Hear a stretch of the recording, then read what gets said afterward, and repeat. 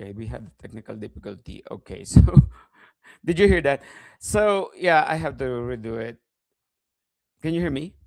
Yes, I can hear you. Okay, there you go. So I don't know if they pick up the intro. So what happens when the people saving lives every day are silently breaking down inside?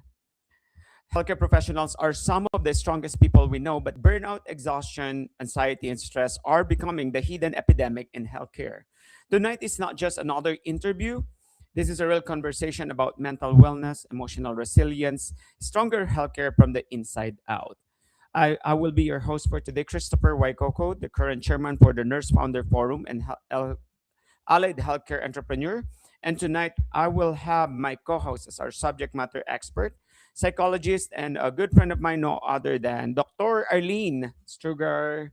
How are Hello, you? Chris. Hello from Oregon. Yeah. Oh, you're from I'm Oregon. I know, right? yeah, Because you it's travel a lot. an honor to be here. Mhm. Congratulations on your new forum and this community. Yeah, thank you so much. And also, you know that you and me, we met on the mental health, and today and this month, it's a mental health awareness month. So that's the reason why we have this conversation. There you go. So how did you start on your career as a psychologist? Is there any reason behind this type of career? Is the one that you chose? Yeah, absolutely. It's not a very popular career for Filipinos. Way back in the Philippines, I have my undergrad in clinical psychology. And then I was actually planning to go to med school and be a neurologist, believe it or not. But I kind of like had that change because I also have many interests. And I kind of like pursue a little bit more of industrial psychology over the years and did a clinical PsyD, which is a doctor of clinical psychology and a PhD in industrial psychology. But I never really kind of like abandoned the clinical aspect to it, whether that's through innovation of how people are going to use technology. So to go back to your question about Mm-hmm. how I got into that, I think it's kind of like maybe a personal interest as a child. Yeah. I love dealing with people and kind of like problem solving with them. Mm-hmm. And I felt like there is a calling, just like you as a nurse. This is not, something that is easy to do. So I guess over the years it stuck with me, and then as I got older, it grew more and more. So that's how I got started with it. It's a personal interest of mine, and I feel like there is, the passion inside of me as a young person. Mm-hmm. Yeah, that's true. Like, there's always a reason behind whether it's personal, whether it's an advocacy, and that's why we're going to go over because you and me are both in the healthcare. I'm a nurse, but I also have my twin brother Christian. That also, my mom was an LVN, and then my family were in the hospital. But my brother was the one who suffered the schizophrenia stage 4. So that's why in the healthcare, we're talking about the different topics right now: mental wellness in healthcare, burnout and emotional resilience, supporting Mhm. healthcare professionals, leadership stress, and personal well being. And then why mental health matters, building stronger healthcare organization. So, what Mhm. is the, how do we support the mental wellness in healthcare so far? Well, yeah. So, just kind of like lag there. So, did you mean how do we support the mental wellness of each In one and yes, ourselves yes, in for the the, community? especially in your case because you're a psychologist. All right. Yeah. Mhm. Aside from your obviously competence and academic training, as you know, uh, everything starts from self care. We cannot, it may sound cliche, but we cannot really give something that we don't have. And so, just like any other healthcare professionals, you really have to um, be an advocate of our own self care. We have simple things that we could do, but we have to pay attention of your introduction about burnout. Mhm. Whether that is a professional burnout or a personal burnout, self awareness is key. And sometimes we forget about taking care of ourselves first because we think that as healers, we have to, it's there's always that professional guilt in us because we think that others first before us. But over the years, I've been practicing for the last more than 30 years. I Mhm. think we really have to be honest with what we need first. And then from there, we could definitely give a better professional service to our clients, to our patients, and to the community if the self care starts from us. Yeah. And then Mhm. obviously, mental health is a very stigmatizing topic, profession, and even a diagnosis. So there's still a lot of work to be done in that area. And I think the more we talk about it, the more we destigmatize and make it like a common household conversation. Um, there is definitely a cultural aspect to Aspect. Mhm. that stigma, but I think that's something that we all can aspire to, to talk about more and more so we could connect more. And as we know, there's definitely we grow through connections, and I'm really grateful for the forum or this type of community that you're building because Mhm. connections definitely will make us stronger in Yeah. terms of mental wellness. Yeah, exactly. So because the mental wellness awareness is one thing, and then also acknowledgement. Because I've been through, and I've been through depression and anxiety way Mhm. back when everything are going south. And also, once you are aware and you acknowledge, there should also be the family support system, right? Is it important for them to know that you're Mhm. going through this? Because not every Yes. family see it the way it is, right? Yes, absolutely. We all have our biases, and, our own views of things, regardless of whether you grew up in the same family, everybody had different lived experiences. It's very important to have that empathy. We always have to put Mhm. ourselves in each other's shoes because sometimes the way we perceive things may be different from the way our siblings or even our parents view ourselves, even though we grew up in the same household. So I think empathy is key uh, to reducing stigma and then having an open conversation. Yes. So I Mhm. think it always has to start with the household, and obviously a household has their own biases and have their own cultural psychology in itself. Yeah, especially in the Philippines, people would Yeah. say, "Oh, you're just overacting, and you're just making a lot of excuses," Hmm. and that is something that dismiss the conversation between within families. And Absolutely. then speaking of burnout, you mentioned a while ago there's a personal and professional burnout. What are the few common burnout in personal? Is it involved relationship, Yeah. I kind of money? lose you there, Chris. Yeah. Could you please say it again? Yeah, so there are two burnouts that that you mentioned a while ago. We have a personal and professional burnout, right? So in the Yeah. personal, what are the things that usually cause burnout? For is it family Yeah. Well, relationship? obviously, yeah. Right. So, professionally, obviously, fatigue, mental fatigue in terms of Mhm. like the caseload, for example, of what we do, work expectations. And sometimes, we have our own expectations of ourselves and the people that we work with. There's also the style in terms of maybe we're a little bit more on the perfectionistic style, and if we are a little bit more on the spectrum of not necessarily a diagnosis of obsession to be better, which is not a bad thing. Sometimes those kinds of things create a professional burnout, and Mhm. then obviously we need to function and meet expectations of our workplace and our own. Maybe if you're a licensed individual, Yes. you worry about that as well. Mhm. There's a lot of those professional expectations that we need to meet on a daily basis, aside from obviously bettering ourselves in terms of how we could be better to be able to, in terms of psychologists, there's a many regulations that is expected of us to deliver our services, and obviously there's also the Mhm. caseload that goes with it. Now, personally, I guess, because sometimes we are so focused on our profession because we want to do a great job. At the end of the day, after our 8 to 5 or maybe a 12-hour work day, we are going back to our personal world.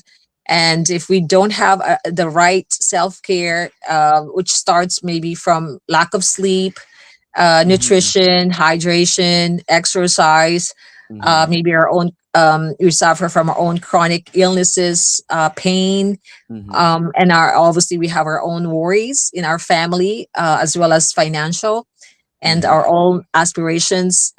If these are a lot of things going on in our mind, as healers, for example, professionally, this will take over the way we deliver our services and the way we treat people, whether professionally or personally, in our social context. So those are burnout. I think in a way, burnout happens because there is some form of a fatigue that's happening in ourselves. It doesn't have to be a physical fatigue. It could be just psychological fatigue, and Mm-hmm.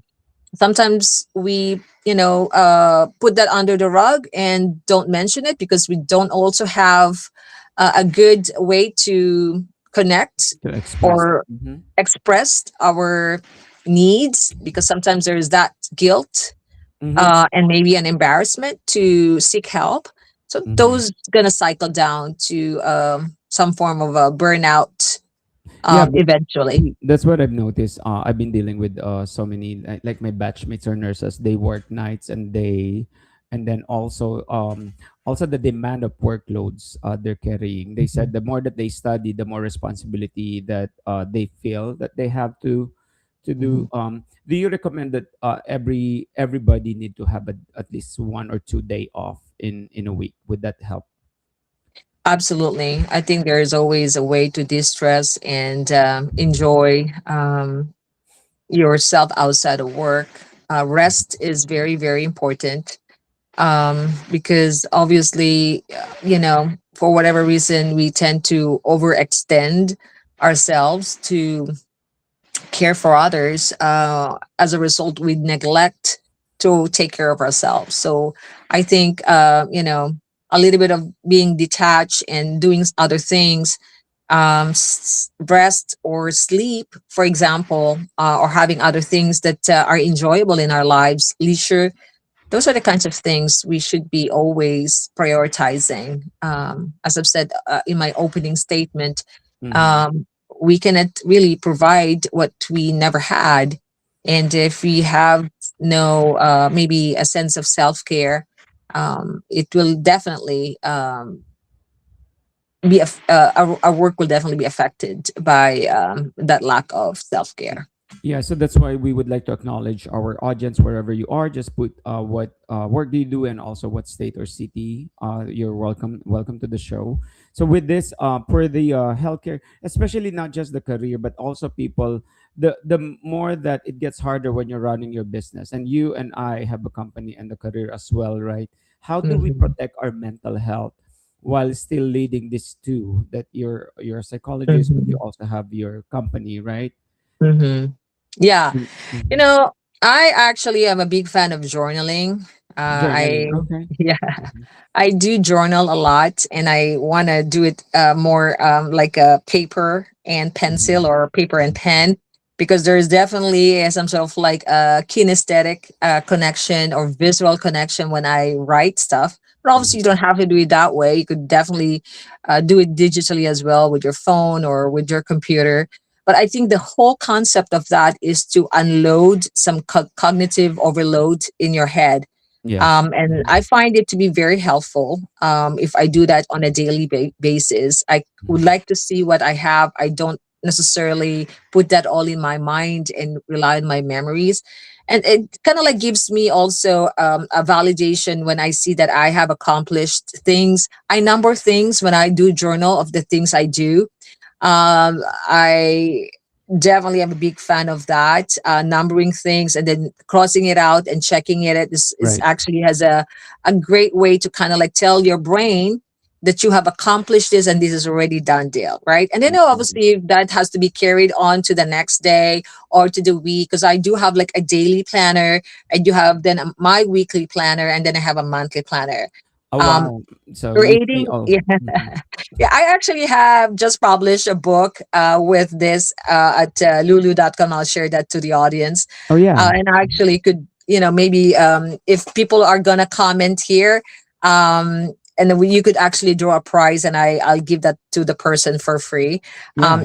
It's a wonderful, deceptively simple technique when you Mhm. have the process of journaling, because you certainly have this cognitive exercise where you're writing things down that you want to do what today, and then see what your schedule looks like for the week and then for the month, and then Right. really organizing it kind of like helps your brain to organize things, because it definitely creates some form of a some sort of like a connection to what you have accomplished. And Mhm. then obviously, scheduling of what your day will look like. This may sound a Mhm. little bit kind of like a task to do, but if you really just have like a 5 minute of your day where you have to write down what you will be doing for the day, obviously calendaring is great. If you notice, there's the calendar system, whether that's Google, Apple, whatever you are doing, it creates some form of organization, and it tells your brain that you have accomplished something, which is a good gratification to have. The brain always recognizes success, so I think that's a good kind of like good a great serotonin and dopamine high that's natural, just like an Mhm. exercise. It makes you happy. Happy serotonin is or neurotransmitters are always good to have on a daily basis, right? So because that Mhm. gets depleted when you are caring for someone else, or if you are fatiguing. So Yeah, that's one. that's another that I'm glad that you mentioned about that when you care for someone there's also like emotional boundary. So just to give you what works for me, like what you've said about journaling, I'm doing voice journaling, but now I'm using with the chat GPT, where I Nice. do have a portion of my chat GPT, just the folder is only things to do. So Hmm. I whatever I don't write, but I because it's faster for me to do voice Yes. memo, and then Yeah. the chat GPT write from 1 to 100, and then after I done something and then I'm just mentally overload, I go to my chat GPT and I said, okay, item one done, item two done. Nice. Yeah, Yeah. and then at the end of the week, what I do is to do a scorecard. So I said, okay, how Oh, did we do wow. today? Oh, that's a So great idea.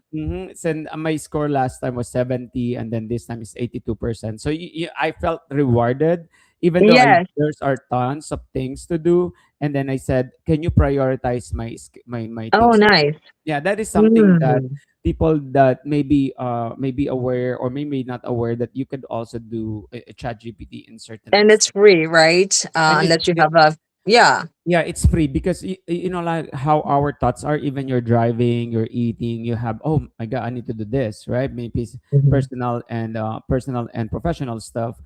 And also one more thing is what I've learned in one of the workshop is emotional boundary, right? Yes, Yeah. I agree. So emotion yeah, emotional bound, and it's very common with our culture that we have a sandwich generation, where whenever I Mm-hmm. talk to my mom, before I can listen to all the problem of our neighbors and the neighbor Hmm. of our neighbors, but then I realize it's not healthy.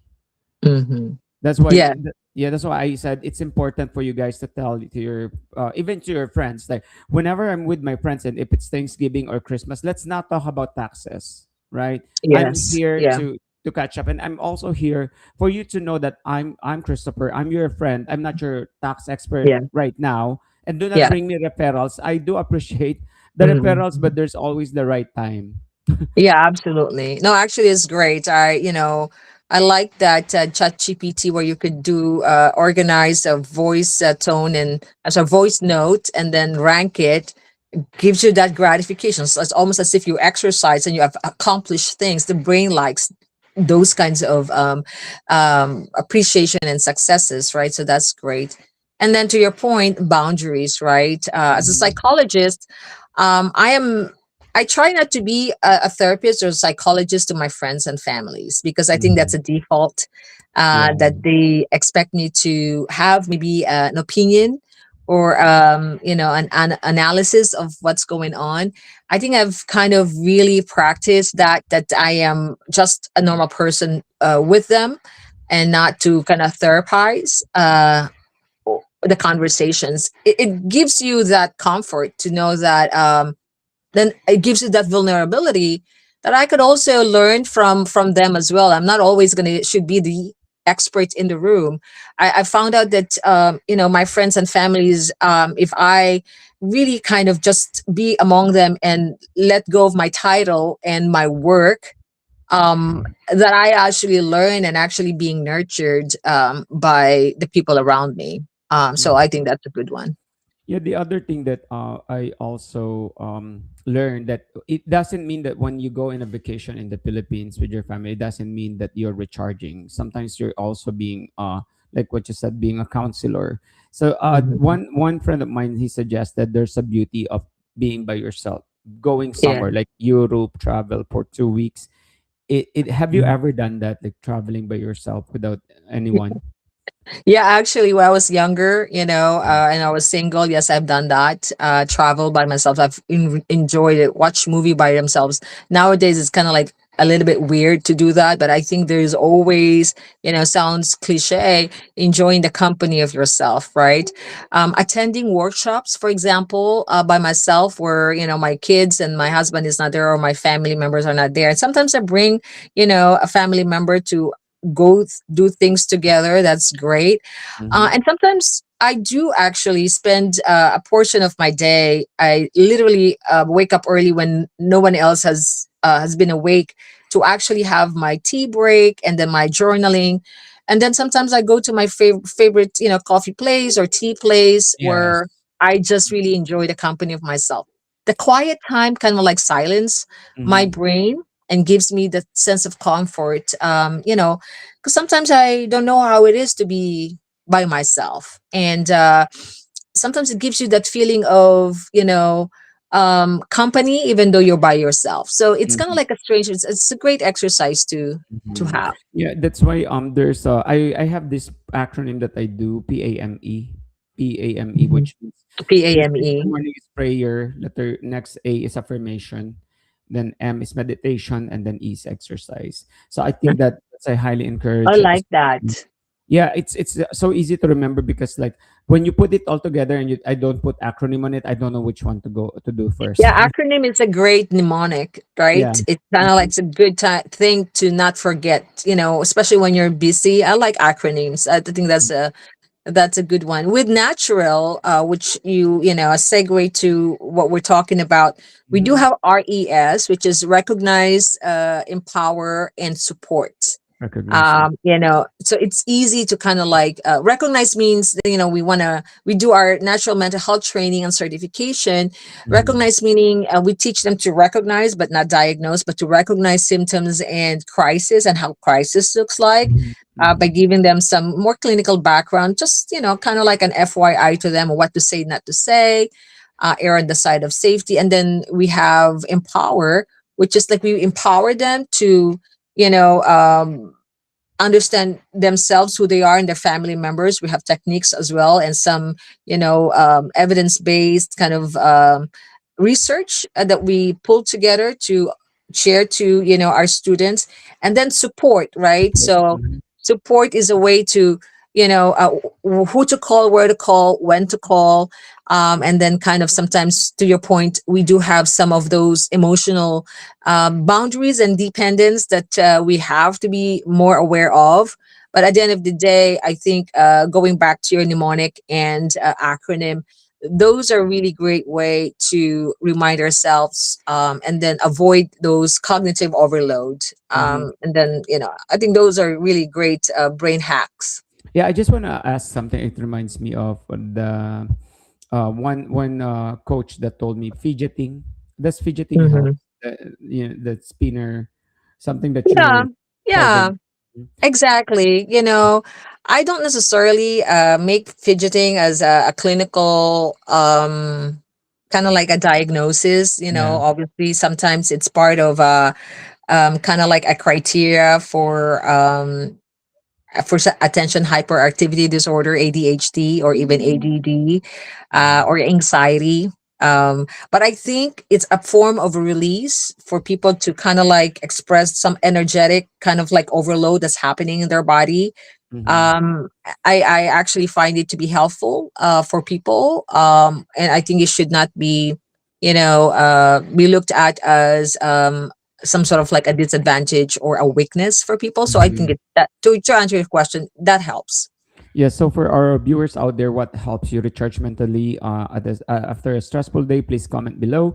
And now we would like to know what is wellbeinghs.com and the Neuroskin Glow. What are this company that you have so right now? Right. Yeah. So I've spent my adult years as a research scientist and an engineering psychologist at Intel Corporation Yes. for the last 30 years. And prior to that, I was with the automotive industry, the Honda and Toyota Motors earlier in my career. I have separated from them. I still do consulting there is a portion that says human performance insights, innovation and research. Mm-hmm. About 2 years ago, I have established the Wellbeing Health Specialist, which is a home health agency and also a dementia practice that I do. Um, Aging in place, we want to be leaders in innovation where people can actually retire in place, not only through companionship, but also caregiving. And also, we incorporate technology to keep with AI and sensors, audio Mm-hmm. AI, to keep our loved ones safe to retire from home. Because what we found out is that when you retire from home, it brings you more joy. And regardless whether you have memory lapses or progression in your memory decline or even dementia, we could find joy in you because joy doesn't really get into your memory. So that's what we do. The Neuroskin Glow is more on the side of aesthetics and dermatology. We provide psychodermatology, brain, gut, skin. I speak at conferences, so everything that I Mm-hmm. do actually has some interaction into aging and incorporating brain health. Mm-hmm. And so for that, what we say is that aging is not just aesthetics that you do outside of your body, Of your and there's body. nothing wrong with that. Mm-hmm. But we always have to incorporate our brain health, gut and brain health. So we and epigenetics. So that's what I do. And then to my point, I do consulting as well Mm-hmm. for human performance insights. Now, obviously, you can tell, guys, that how many things and career and business that she's doing, and then we have the chance for her to really give insights on the mental wellness. Well, Dr. Arlene, guys, if you need more information, feel free to reach out. She does a speaking engagement. Her contact is in the information here, and also you would find it on our post on our LinkedIn and then Facebook channel. And then hopefully I could see you. Still going to do the mental health that you do every Oh, year, you right? mean the natural? Yeah, the natural. Oh yes, I want to give a shout out to my natural family and to you, Mhm. Chris. This has been our fifth year, believe it or Wow, not. can you imagine? Yeah. So the Natural Mental Health Foundation is a nonprofit organization founded by good friends of mine, including Mhm. Chris. We actually do a globally accredited certification, Thrive First certification. And then that is our main offering. We will have on May 30th our program here on mental health certification in person. We do also by Zoom. So Mhm. I would love to, collaborate with your audience if that's something that they would like to do. We could definitely collaborate on that one. So it's a National Mental Health Organization. Is We're very active, and I think we're leading in terms of Asian American mental health, cultural psychology. I just actually spoke at the AAPHI, which is Asian American, Pacific Islander, and Native American here in Portland, Oregon. So That's that's why what we we're. do. Yeah. Yeah, that's the reason there's a nurse founder forum. This is we're bringing different facets of learning and also experience and resources from mental health to career to entrepreneurship, because mental health should be at the center of everything that we're doing, and there should Yeah. always be a balance. So Yeah. as we are ending, we are the nurse founder forum. I hope to see you soon here, and we're I gonna will. Yeah, I would love to see you again. Congratulations to all you do. We need someone like you. You have really embodied, somebody who had Hmm. gone through many challenges and then kind of like really walk the talk in terms of like self-care and now these connections that you formed us together. It's an amazing endeavor. So all the best to what you do, Chris. I'm proud of you. Yeah, that's thank you so much, and having people like you that understand the, because it's not always the default as your to talk about the struggle, the business or the career to family. Sometimes you really have to kind of segment or filter the things that you're going to talk to, because there are people, if you want to start a business and you talk it to a full-time employee, they will not understand, right? So that's Yeah. why there should always be the right people for the right conversation. And as Yeah. we are ending as Nurse Founder Forum, our mission is bigger than networking. We are building a community for nurses, allied healthcare entrepreneurs, healthcare leaders, healthcare industry service providers who want to grow professionally, financially, mentally, emotionally, and personally. And with that being said, I just want to plug this in real quick.